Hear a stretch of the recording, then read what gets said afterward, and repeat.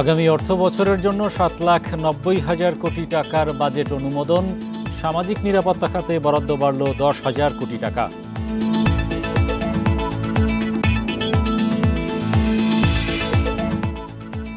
বাজেটে কালো টাকা সাদা করার সুযোগ বাতিল, কমেছে জমির নিবন্ধন খরচ, হার্টের রিং, চোখের লেন্স আমদানিতে শুল্ক প্রত্যাহার।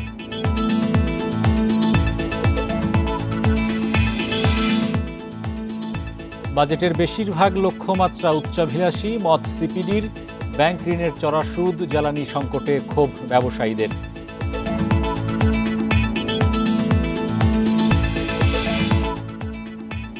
ইরানে যুক্তরাষ্ট্রের বোমা হামলার প্রভাবে দেশের শেয়ার বাজার।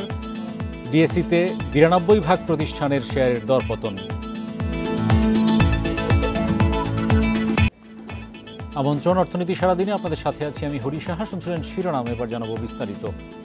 আগামী অর্থ বছরের জন্য ৭,৯০,০০০ কোটি টাকার বাজেট অনুমোদন দেওয়া হয়েছে।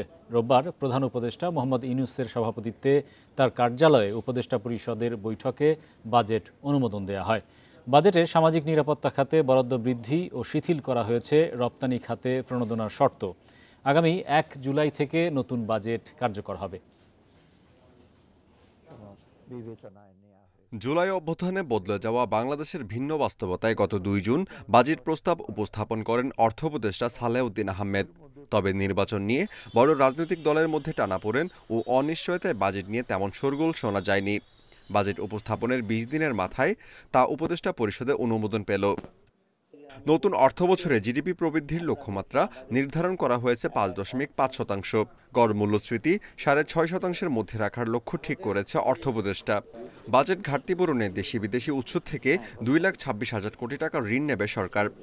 এদিকে সংশোধিত বাজেটে সামাজিক নিরাপত্তা খাতে বরাদ্দ ১০,০০০ কোটি টাকা বাড়িয়ে প্রায় ৯১,০০০ কোটি টাকা নির্ধারণ করা হয়েছে। এছাড়া রপ্তানি খাতে প্রণোদনা কমানোর শর্ত শিথিল করা হয়েছে এবারের বাজেটে। সামাজিক নিরাপত্তা ৮১,২৯৭ কোটি টাকা ছিল, এটা ৯১,২৯৭ টাকা করেছি। ১০,০০০ কোটি টাকা আমরা বৃদ্ধি করেছি। WTOর একটা আমরা এগ্রিমেন্ট আছে যে আমরা রপ্তানি খাতে প্রণোদনা ৪ ধাপে কমিয়ে নিয়ে আসবো, ০ করে। ২ ধাপ আমরা অলরেডি করেছি। বার্ষিক উন্নয়ন কর্মসূচি এডিবির বরাদ্দ ২,৩০,০০০ কোটি টাকা ধরা হয়েছে, যা চলতি অর্থবছরের চেয়ে ৩৫,০০০ কোটি টাকা কম। অর্থনীতিবিদরা বলছেন, সামগ্রিক অর্থনৈতিক স্থিতিশীলতা পুনরুদ্ধার করাই এই বাজেটের মূল চ্যালেঞ্জ। অন্যান্য দেশে যে প্রত্যক্ষ আয় থেকে রাজস্বের যে আয় সেটা হলো বেশি, আর অপ্রত্যক্ষ যেটা নাকি সাধারণ জনগণের উপর পড়ে সেটা হলো কম। আমাদের দেশে হলো রিভার্স, আমাদের 2/3 হলো অপ্রত্যক্ষ, indirect tax, VAT, sales tax, excise duty থেকে শুরু করে এগুলোতে যেগুলো সাধারণ মানুষের উপর পড়ে, আর মাত্র 1/3 হলো আমাদের ডাইরেক্ট ট্যাক্স। সংসদ না থাকায় এবারের উপদেষ্টা পরিষদের মাধ্যমে সরকারের ব্যয় ও সংশোধিত অর্থ অধ্যাদেশ অনুমোদন করা হয়েছে। রাষ্ট্রপতির সম্মতি নিয়ে অর্থ অধ্যাদেশ জারি করার পর তা তাৎক্ষণিকভাবে কার্যকর হবে। Amirul Islam, independent news, Dhaka. অনুমোদিত বাজেট নিয়ে আলোচনায় আমাদের সঙ্গে যুক্ত হয়েছেন অর্থনীতিবিদ অধ্যাপক আবু ইউসুফ। জনাব ইউসুফ, আপনাকে স্বাগত জানাচ্ছি। এরই মধ্যে বাজেট পাশ করা হয়েছে উপদেষ্টা পরিষদের বৈঠকে। আমরা দেখলাম যে ৭,৯০,০০০ কোটি টাকাই বাজেট রাখা হয়েছে। সেখানে সামাজিক নিরাপত্তা খাতে ১০,০০০ কোটি টাকা বাড়ানো হয়েছে। সাদা টাকা কালো টাকা সাদা করার যে সুযোগ রাখা হয়েছিল সেটা রহিত করা হয়েছে পরবর্তীতে। সব মিলিয়ে কেমন বাজেট হলো, আপনার মূল্যায়ন কি? জি, ধন্যবাদ। প্রথমে আমি অন্তর্বর্তীকালীন সরকারকে ধন্যবাদ জানাই। অন্তত কালো টাকা সাদা করার যে প্রপোজ বাজেটে যেটি ছিল সেটি বাদ দেওয়া হয়েছে। এটি আমি মনে করি যে নীতি নৈতিকতার কথা যদি আমরা বলি সেই দিক থেকে, এবং যারা সৎ করদাতা তাদের ন্যায্যতার জায়গা যদি দেখি, তাহলে এটি একটি খুব ভালো উদ্যোগ বলে আমি মনে করি। এর বাইরে যেটি আমরা দেখলাম যে এবারের বাজেটে আমরা জানি যে সরকারের ফিসক্যাল স্পেসের একটা লিমিটেশনস আছে। তো সেই লিমিটেশন সত্ত্বেও সাধারণ মানুষের কথা চিন্তা করে, পার্টিকুলারলি যারা নিম্ন আয়ের মানুষ তাদের কথা চিন্তা করে সামাজিক যে নিরাপত্তা কর্মসূচিগুলো আছে সেখানে কিন্তু সামাজিক সুরক্ষা কর্মসূচিতে বেশ ভালো ধরনের কিছু উদ্যোগ গ্রহণ করা হয়েছে। সেটা উপভোগীর সংখ্যা প্লাস হচ্ছে যে তাদের জন্য যে ভাতার পরিমাণ, কারণ আমরা জানি যে যেহেতু ভাতাভোগীর পরিমাণ সংখ্যা এত বেশি, সেজন্য 50 টাকা হোক 100 টাকা বাড়ালেও দেখা যাচ্ছে যে এটা বাজেটের উপর একটা বড় ধরনের ইমপ্লিকেশনস আছে। তো সেদিক থেকে আমি মনে করি যে এই জায়গাটা অন্তত সামাজিক সুরক্ষার জায়গাটা আম, যেটি আমরা প্রত্যাশিত ছিল, তো সীমাবদ্ধতা সত্ত্বেও এই জায়গাটাকে আলোকপাত করা হয়েছে। হয়তো করমুক্ত আয়ের যে সীমা, এটি যদি, যেহেতু ইনফ্লেশন অনেক মাস ধরে কিন্তু একটা আম, বেশ ডাবল ডিজিটের মতো আছে, যদিও এটা একটু নিম্নমুখী আছে, কিন্তু করমুক্ত আয়ের সীমাটা হয়তো যদি একটু বাড়ানো যেত, সেটা প্রত্যাশিত ছিল। তো সেটা করতে পারলে খুব ভালো হতো। ওভারঅল আমরা যদি চিন্তা করি, যেহেতু ম্যাক্রো ইকোনমিক স্টেবিলিটিটা আনার একটা বড় আম, উদ্যোগ ছিল, তো সেটাকে সামনে রেখে যদিও জিডিপি বলা হচ্ছে যে 5.5% জিডিপি গ্রোথ রেট যে টার্গেটটি করা হচ্ছে, তো সেটি আমি মনে করি যে এটা হয়তো 5.5 না হলেও, কারণ বর্তমান যে অর্থ বছর সেই আলোকে যদি আমরা চিন্তা করি, এটা হয়তো 4 থেকে 5% মধ্যে হতে পারে। তো সেটা হয়তো টার্গেট করা হয়েছে, পরবর্তীতে গিয়ে সেটি হয়তো রিভাইজড বাজেটে গিয়ে হয়তো বা হতে পারে। একটা বড় চ্যালেঞ্জ হচ্ছে যে রেভিনিউ যে টার্গেট করা হয়েছে, সেটি হচ্ছে 5,64,000 কোটি টাকা। এইটা হচ্ছে একটা এমবিশাস টার্গেট। এমনিতেই চলতি অর্থ বছরে যে টার্গেট ছিল, সেই টার্গেটের চেয়ে অনেক কম। পাশাপাশি যেই প্রপোজ যে বাজেটটি আজকে যেটি পাশ হলো, সেই বাজেটেও কিন্তু যে লক্ষ্যমাত্রা ধরা হয়েছে রেভিনিউর ক্ষেত্রে, সেটা আমি মনে করি যে এটি একটি এমবিশাস টার্গেট। সেটা পূরণ না হলে দেখা যাচ্ছে যে তখন আবার আপনাকে কম্প্রোমাইজ করতে হবে। সেটা আম, বিভিন্ন জায়গায় ফিসক্যাল স্পেস যখন কম থাকবে, তখন সেটা আমাদের এডুকেশন, হেলথ, সামাজিক সুরক্ষা, বিভিন্ন জায়গায় তার একটা ইম্প্যাক্ট পড়ার সম্ভাবনা আছে। তো ওভারঅল আমরা দেখছি, যেহেতু আমাদের যদিও কিছু জায়গায় একটু ইতিবাচক, আমাদের প্রবাসী আয়ের যে বিষয়টা আছে, সেটা একটা বড় ধরনের ভূমিকা পালন করছে এখন। অন্তর্বর্তী বৈশ্বিক সরকারের এটাই হয়তো একমাত্র বাজেট। একটা অরাজনৈতিক সরকার, বিপ্লব বা গণ অভ্যুত্থান পরবর্তী সরকারের যে ধরনের সংস্কারের তাগিদ ছিল আপনাদের তরফ থেকে, সংস্কার কমিশন থেকে যে প্রস্তাবগুলো এসেছিল, বাজেটে তার রূপরেখা কতটুকু দেখেছেন? যেমন আমি যদি বলি যে আহ, যেমন সংস্কার তো একটা দীর্ঘমেয়াদী প্রক্রিয়া, হয়তো একদম শর্ট রানে কিছু করাটা খুব কঠিন। তারপরেও আমরা দেখলাম যে এই বছরের যে উদ্যোগগুলো নেওয়া হয়েছে, যেমন রেভিনিউ মোবিলাইজেশনের ক্ষেত্রে কিছু অটোমেশনের উদ্যোগ গ্রহণ করা হয়েছে, যেটি হয়তো ফল পেতে একটু সময় লাগবে।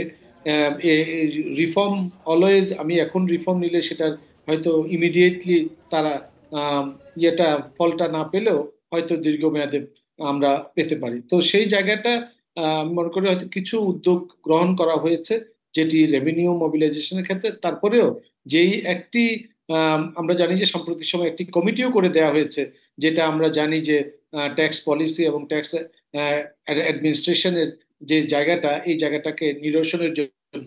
তো এগুলো যদি একটা ভালো কনসালটেশনের মাধ্যমে, আলাপ আলোচনার মাধ্যমে যদি সুরাহা করা যায়, এবং ট্যাক্স পলিসি এবং ট্যাক্স অ্যাডমিনিস্ট্রেশন বা এই এই দুটো সংস্থা যদি তারা তাদের মতো করে কাজ করতে পারে, এবং যোগ্য ব্যক্তি যদি যোগ্য জায়গায় আসতে পারে, যেই ধরনের অভিজ্ঞতা সম্পন্ন লোক দরকার, তো তাহলে অন্তত এই জায়গাটা আমি মনে করি যে রেভিনিউ জায়গাটা বড় একটা বিগ পুশ দরকার। কারণ এই জায়গাটা আমরা যত বেশি ফিজিক্যাল স্পেস যদি না বাড়াতে পারি, তাহলে আমরা কোনো জায়গায় কিন্তু বেশি খরচ করতে পারবো না। তারপরেও আমি দেখলাম যে এডুকেশনে আমরা দেখলাম যে যদিও দেখা যাচ্ছে যে আমরা এডুকেশন এবং টেকনোলজি একসাথে করা হচ্ছে, কিন্তু এডুকেশনকে আলাদা করা হলেও দেখা যাচ্ছে যে আমাদের যে কারিকুলাম ডেভেলপমেন্ট বা outcome based education, technical education কিছু কিছু জায়গায়, প্লাস হচ্ছে যে স্কিল ডেভেলপমেন্টের জায়গাগুলোতে, যেখানে উদ্যোক্তা সৃষ্টির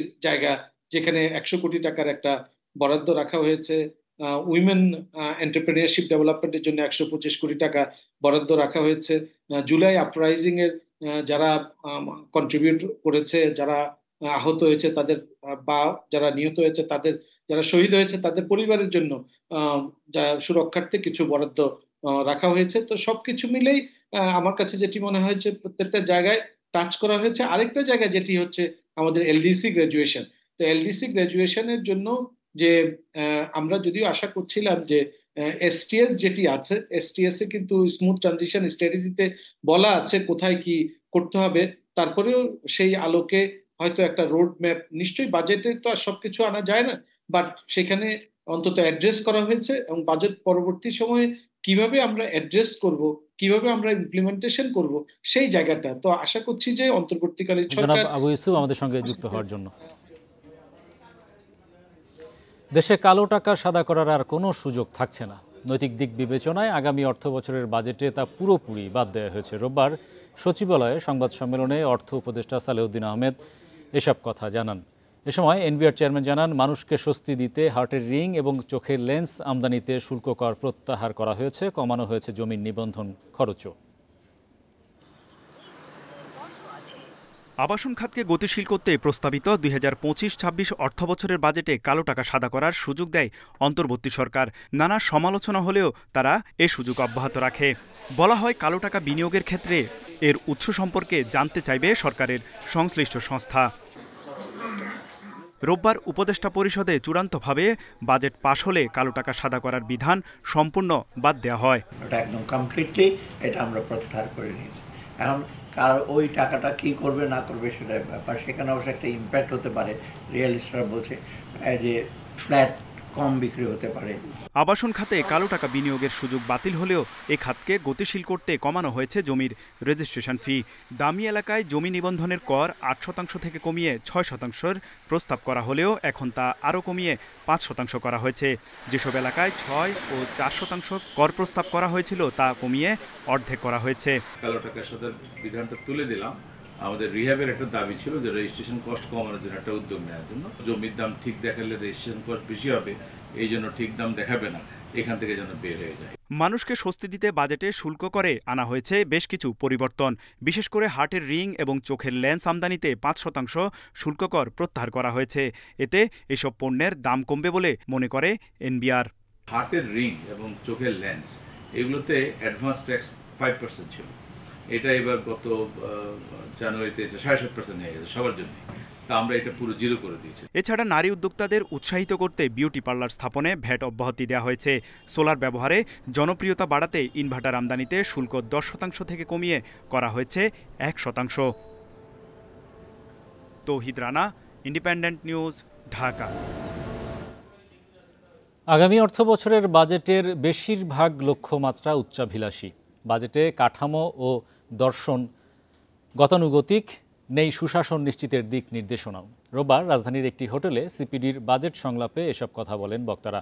সরকার জনমতে গুরুত্ব না দিয়ে কুম্ভকর্ণের মতো আচরণ করছে বলেও মনে করেন তারা। এ সময় ব্যবসায়ীরা বলেন, ব্যাংক ঋণের চড়া সুদ, জ্বালানি সংকট বিনিয়োগ ও কর্মসংস্থানের জন্য বড় বাধা। রাজস্ব আদায়, মূল্যস্ফীতি, বেসরকারি বিনিয়োগ ও জিডিপি প্রবৃদ্ধি সহ অর্থনীতির বেশিরভাগ সূচকে বাস্তবসম্মত লক্ষ্য ধরা হয়নি এবারের বাজেটে। গবেষকরা বলছেন, বছরে 20 লাখ তরুণের কর্মসংস্থান যোগানোর মতো কোনো রোডম্যাপ নেই। বেসরকারি গবেষণা প্রতিষ্ঠান সিপিডি আয়োজিত সংলাপে বলা হয়, কোনো মন্ত্রণালয়ের সক্ষমতার অভাবও বাজেট বাস্তবায়নের বড় অন্তরায়। একটা ন্যায়ভিত্তিক এবং টেকসই অর্থনৈতিক ব্যবস্থা গড়ে তোলা হবে, সেখানে বাজেটের মধ্যে বলা হয়েছে। কিন্তু আমাদের যে রাজস্ব আহরণের বিভিন্ন পদক্ষেপগুলি দেওয়া হচ্ছে, কিংবা ব্যয়ের কাঠামো কিংবা খাত ভিত্তিক বরাদ্দ, সেটা এই উদ্দেশ্যটার সাথে সাংঘর্ষিক কিংবা অসামঞ্জস্যপূর্ণ।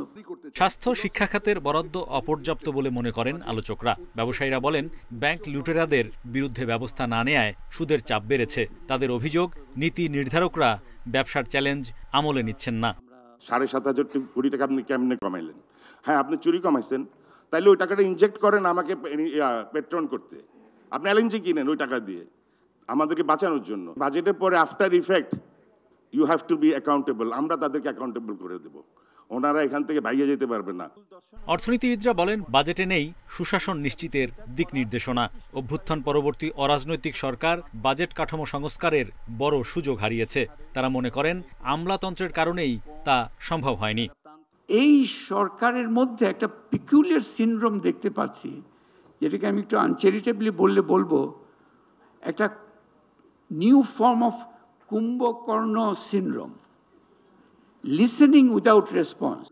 গায়েবী মামলায় ব্যবসায়ী সম্প্রদায়ের ওপর চাপ বাড়ছে বলেও মনে করেন বক্তারা। তাদের মতে স্থিতিশীল শাসন ব্যবস্থা ছাড়া বিনিয়োগ ও কর্মসংস্থানে গতি ফিরবে না। অর্থনীতির জন্য সুসংবাদ বয়ে নিয়ে আসে না। Hari Saha, independent news, Dhaka. সপ্তাহের প্রথম কার্যদিবসে বড় দরপতন ঢাকা স্টক এক্সচেঞ্জে। রোববার ডিএসসির প্রধান সূচকে কমেছে ৭৬.৮০ পয়েন্ট। প্রায় ৯২ প্রতিষ্ঠানের শেয়ারের দরপতন হয়েছে, কমেছে লেনদেনও। এদিকে চট্টগ্রাম স্টক এক্সচেঞ্জের সার্বিক সূচক কমেছে ১৭১.৪৬ পয়েন্ট।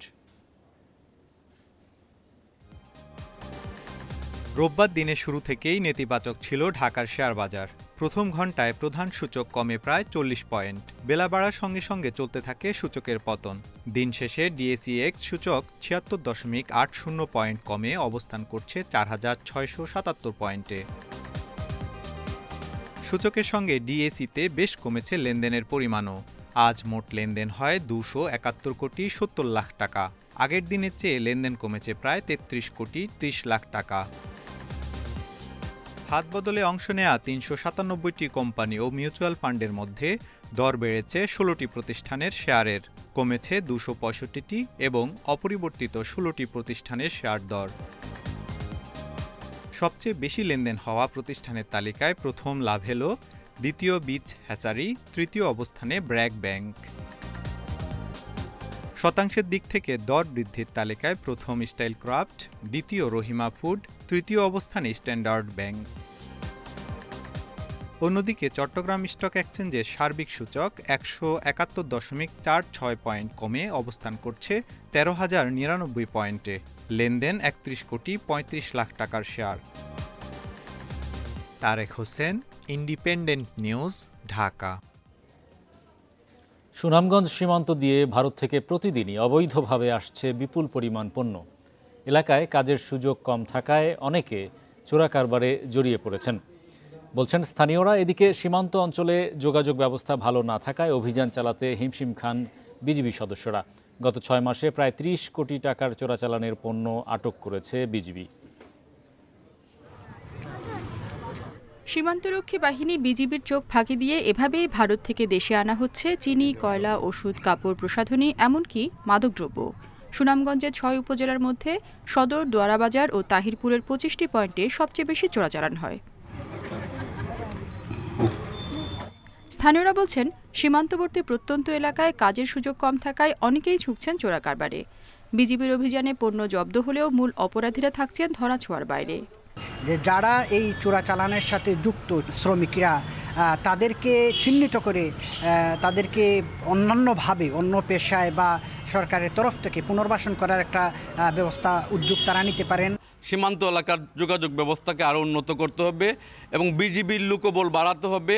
তো আমার কাছে মনে হয় বিজিবি এই জায়গাতে আরও কঠোর হওয়া প্রয়োজন এবং সীমান্ত যে টহলটা বা যে বিষয়টা, এটা আরও জোরদার করা জরুরি। সুনামগঞ্জের ৯০ কিলোমিটার সীমান্তে রয়েছে ২৮ বিজিবি ব্যাটালিয়নের ১৯টি বিওপি। সীমিত জনবলের পাশাপাশি এলাকার যোগাযোগ ব্যবস্থা ভালো না হওয়ায় অভিযান চালাতে বেগ পেতে হয় বিজিবি সদস্যদের। আমাদের লোক জনবল বিভিন্ন জায়গাতে বৃদ্ধি করেছি এবং বিপি যদি আমরা আরও কিছু বৃদ্ধি করতে পারি, সেক্ষেত্রে আমাদের যে আভিযানিক কার্যক্রম সেটি আরও আমরা ত্বরান্বিত করতে পারব। চোরাচালানের সাথে জড়িতরা অন্য পেশায় আসতে চাইলে দক্ষতা অনুযায়ী তাদের কর্মসংস্থানের ব্যবস্থা করা হবে, জানালেন জেলা প্রশাসক। তারা যদি আমাদের বলে যে এই বিষয়ে আমার দক্ষতা আছে, এই কাজটা আমি করতে চাই, সেটা যদি তারা আমাদের জানান, আমরা উপযুক্ত প্রশিক্ষণের এবং কর্মসংস্থানের জন্য আমাদের যে সাধ্য আছে, আমাদের সাধ্যের মধ্যে যে উদ্যোগ নেওয়া সম্ভব সেই উদ্যোগ আমরা নিই। গত ৬ মাসে জেলার বিভিন্ন সীমান্তে প্রায় ৩০ কোটি টাকার ভারতীয় পণ্য আটক হয়েছে। চোরাচালান বন্ধে অভিযান অব্যাহত আছে, জানিয়েছে বিজিবি। Independent news. এই ছিল আজকের অর্থনীতি সারাদিনে। আমন্ত্রণ আমাদের পরের আয়োজনে।